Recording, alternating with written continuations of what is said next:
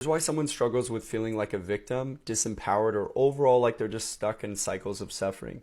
By keeping us focused on external issues of our life and blaming something outside of ourselves, we never think that something within us could be the possible source of all of our problems. By believing that our anger, guilt, or sadness is created by other people or external situations, we help to strengthen that particular ego attachment or perspective and feed the neurochemical addiction. The mind is always thinking that something or someone else is at fault, thus protecting itself from ever being discovered. However, the downside of this displacement is that in the process of defending itself, the mind accidentally makes us a victim by giving our power away to the external person, place, or circumstance it is blaming.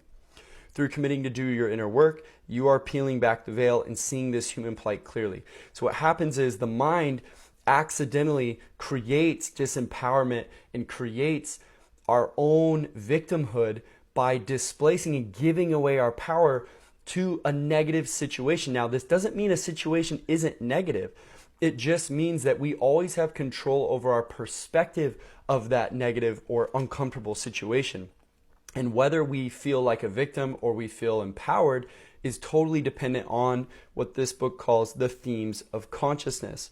So the themes of consciousness are what determine how we go through negative or painful things, and that determines everything. So when we look at the themes, these are why two people can go through a situation and experience them completely different. One person can go through it and leave it empowered, or they can feel like they learned a lot. They can feel encouraged or optimistic. They can feel like they have options. The other person can feel disempowered, feel like a victim, feel like they're screwed over, feel like they have no options, feel like it's hopeless. Why? Because based on someone's theme of consciousness, that is what determines how we respond to our life situations. So when we examine where this comes from, we realize that our life is determined by our holistic spiritual perspective of how life tends to go for us. The book is The Inner Work. It's an invitation to true freedom and lasting happiness, and it will guide you step by step on how to build your self-esteem, work through these layers of consciousness that have maybe been leading us to patterns of disempowerment, victimhood, and things like this that we didn't really want, but we got ourselves stuck into on accident. There is a way out though, and it will guide you step by step to do that. The book is The Inner Work. You can get it now in the TikTok shop.